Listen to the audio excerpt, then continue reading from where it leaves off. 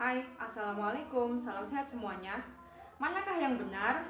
Bangsa Indonesia sudah beradab, sudah berbudaya, baik dari segi sosial, politik, ekonomi, sebelum kedatangan para penjelajah barat, atau bangsa Indonesia makin berjaya setelah kedatangan bangsa barat? Mari kita simak berikut ini. Rempah-rempah. Ya, rempah-rempah Indonesia sudah mendunia saat itu hingga mencapai Konstantinopel, dan bangsa barat, bangsa Eropa tidak usah bersusah payah mendapatkannya ke Indonesia. Sampai akhirnya Konstantinopel ditutup oleh Turki karena Romawi kalah perang dengan Turki. Sehingga mereka mencari jalan baru yang disebut dengan jalur rempah. Rempah-rempah. Inilah rempah-rempah itu. Ada ketumbar, jintan, lada, cengkeh, kayu manis, kemiri, kluwek, yang notabene saat ini digunakan sebagai bumbu masak. Ini salah satu hasil karya siswa dalam bentuk proyek berbentuk buket rempah-rempah. Nah, berhubungan dengan kekayaan Indonesia akan rempah-rempah, ada banyak unsur sosial budaya yang mempengaruhi bangsa Indonesia sebelum kedatangan bangsa barat. Jelas bangsa kita sudah sangat kaya, sudah sangat elok, sudah sangat kuat dari segi sosial budaya sebelum kedatangan Portugis. Dan hal itu berkenaan dengan soal nomor 1. Informasi berikut yang tidak tepat terkait dengan kondisi sosial budaya di Maluku sebelum kedatangan Portugis. Kita tahu bahwa bangsa barat yang sampai Indonesia terlebih dahulu yaitu Portugis. Menurut beberapa literatur, kondisi sosial budaya di Maluku sebelum kedatangan Portugis yaitu, terkait pertanyaan soal nomor 1 tersebut bisa dijelaskan berikut ini. Yang mungkin informasi yang tidak tepat terkait kondisi sosial budaya di Maluku sebelum kedatangan Portugis. Yang pertama, tidak adanya sistem perdagangan. Itu salah. Karena apa? Sebelum kedatangan Portugis, Maluku sudah menjadi pusat perdagangan rempah-rempah yang terkenal di dunia. Mulai dari pedagang Arab, Cina, dan India, itu juga sudah menjalin perdagangan dengan masyarakat Maluku. Yang kedua, masyarakat Maluku hidup terisolasi tanpa pengaruh dari luar. Itu juga tidak tepat. Secara karena Maluku penghasil rempah-rempah, jelas kehidupannya tidak terisolasi dan jelas sudah berinteraksi dengan pedagang-pedagang dari luar Nusantara. Yang ketiga, tidak ada struktur pemerintahan. Itu jelas salah. Kita tahu bahwa di Maluku sebelum kedatangan bangsa Portugis itu sudah ada kerajaan Islam, yaitu kerajaan Ternate dan Tidore, dalam struktur pemerintahan berbentuk Islam. Yang keempat, tidak ada pengaruh agama. Itu juga jelas salah. Sebelum kedatangan Portugis, agama yang dipeluk oleh mayoritas sebagian masyarakat Maluku yaitu Islam. Islam telah menyebar di Maluku melalui pedagang dari ulama luar, terutama Jawa dan Malaka. Informasi yang tersebut di atas dianggap gambaran yang tidak tepat pada kondisi sosial budaya Maluku sebelum kedatangan Portugis. Sebaliknya, Maluku telah memiliki struktur sosial, budaya, dan ekonomi yang maju serta kompleks. Jadi sudah sangat jelas sekali. Jawaban dari soal nomor 1 yang tadi adalah, silakan disimpulkan, dijawab.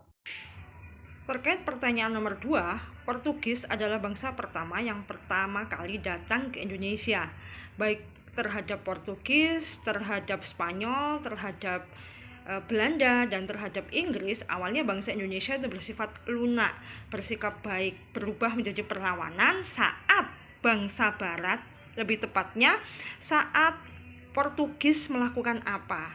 Jadi faktor utama yang menyebabkan perlawanan rakyat Indonesia terhadap Portugis itu adalah jelas. Sudah tahu kan ya jawabannya? Antara A, B, C, D, atau E. Yang jelas faktor utama yang memicu perlawanan rakyat Indonesia terhadap Portugis diantaranya monopoli perdagangan, eksploitasi dan penindasan ekonomi, pelanggaran terhadap adat dan budaya lokal, serta dukungan penguasa lokal. Nah, untuk eksploitasi dan penindasan sudah sangat jelas sekali. SDA kita dikeruk, SDM kita dimanfaatkan untuk dipekerjakan. Untuk yang pelanggaran terhadap adat dan budaya lokal, Portugis sering tidak menghormati adat istiadat dan budaya lokal yang menimbulkan kemarahan di kalangan penduduk. Misalnya mereka mencoba menyebarkan agama non-Islam dengan cara yang terkadang memaksa.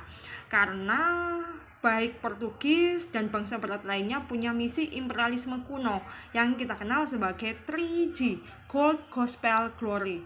Gold mencari kekayaan, gospel menyebarkan agama, glory adalah mencari kejayaan dengan cara menguasai negara-negara lain, menjadikan daerah koloninya. Yang berikutnya, dukungan dari penguasa lokal. Penjelasannya adalah beberapa penguasa lokal seperti Sultan Ternate dan Tidore yang merasa terancam oleh kehadiran Portugis mulai mengorganisir perlawanan dan mengajak rakyat untuk melawan Portugis. Perlawanan ini didorong oleh keinginan untuk mempertahankan kedaulatan dan wilayah mereka dari kontrol asing. Nah, untuk pertanyaan ketiga ini terkait dengan tindakan Portugis untuk melanggengkan eksistensinya selama berada di Nusantara saat itu melalui dengan beberapa cara. Mereka mengadakan pembangunan benteng militer. Yang kedua, monopoli perdagangan. Yang ketiga, mereka menjalin aliansi. Aliansi itu hubungan dengan raja-raja pribumi. Yang keempat, melalui misi penyebaran agama. Untuk penjelasannya, di antara 4 tindakan yang dilakukan Portugis ini yang perlu dikupas secara gamblang, yaitu yang pembangunan benteng militer serta aliansi dengan raja-raja pribumi. Kalau pembangunan benteng aliansi militer, mereka tujukan untuk sebagai strategi seperti benteng São João Baptista di Ternate dan benteng Nossa Senhora di Ambon. Benteng ini berfungsi sebagai pusat pertahanan dari ancaman musuh. Yang aliansi hubungan dengan raja pribumi tidak lain untuk memperkokoh kekuasaannya dan mendapatkan dukungan lokal serta hak istimewa. Secara satu trik jitu untuk mendapatkan perhatian raja-raja pribumi. Jadi ada suatu konsep ketika rajanya sudah berpihak dengan pendatang asing dalam artian Portugis, maka rakyat juga akan ikut yang dilakukan oleh rajanya, seperti itu. Jadi kira-kira yang nomor 3 ini jawabannya adalah, yuk pikirkan ya.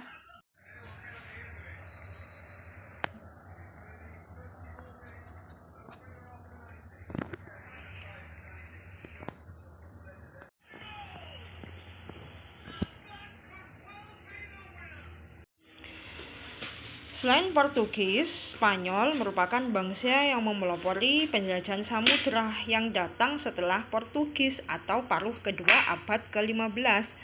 Rute yang ditempuh bangsa Spanyol kira-kira itu yang mana ya? Coba lihat rute persebaran perjalanan bangsa Spanyol dari negaranya sampai dunia timur. Dunia timur yang dimaksud ya sampai ke Nusantara, yaitu Indonesia saat ini. Spanyol, benua Eropa, melakukan pelayaran melalui jalur laut menembus ke Samudra Atlantik. Dari Samudra Atlantik ke Selat Magellan, yang mana Selat Magellan itu bagian dari South Africa atau Afrika Selatan. Ini bayangkan globe bulat. Terus lanjut nih mengitari, muter seret sampai ke Samudra Pasifik. Samudra Pasifik ini sampai ke sini. Jadi ini bayangkan bahwa ini adalah bulat, globe, peta. Ya, bisa ya nak ya. Samudra Pasifik masuk ke negara Filipina. Dari Filipina masuk ke Maluku. Nah, di Maluku kita tahu bersama sudah dihuni siapa sebelum Spanyol? Iya, betul, sudah dihuni Portugis. Spanyol ketemu Portugis. Akankah damai-damai saja? Ya. Coba pikirkan. Lanjut kembali ke soal nomor 5. Kira-kira jawabannya yang mana ya tadi? Baik, lanjut ke soal yang ada di buku paket. Yang tadi di lembar kerja 5 soal. Nah, ini rencananya di buku modul paket 5 soal juga. biar imbang. Semangat nak-kanak. Nah, itu pada soal nomor 1 pada disebutkan bahwa tahun 1511 Portugis itu berhasil menaklukkan Malaka. Tetapi meskipun demikian, Portugis itu tidak bisa melakukan sepenuhnya wilayah Asia. Nah, itu kenapa? Karena obsesinya Portugis itu tidak hanya ingin menguasai Nusantara Indonesia saja, tetapi ya benua Asia. Kira-kira kalau dilihat dari option A sampai E-nya, itu lebih mengacu kepada faktor intern dari dalam Portugis itu sendiri. Nah, faktor internnya bisa dianalisis karena yang pertama itu keterbatasan sumber daya militer dan logistik dari Portugisnya, korupsi dan ketidakstabilan administrasi, lalu keterbatasan kapasitas ekonomi, yang keempat isolasi dan keterbatasan komunikasi dengan pusat kekuasaan, yang kelima ketergantungan pada penguasa lokal. Nah, yang berikutnya juga karena pedagang-pedagang Asia pun juga pintar untuk menyiasatinya ketika Portugis berusaha menguasai wilayah perdagangan mereka. Nah, pedagang Asia ini juga dengan sigap mencari tempat yang aman dan pindah untuk berdagang di pelabuhan lain. Dari penjelasan tersebut, kira-kira sudah tahu kan ya apa jawabannya?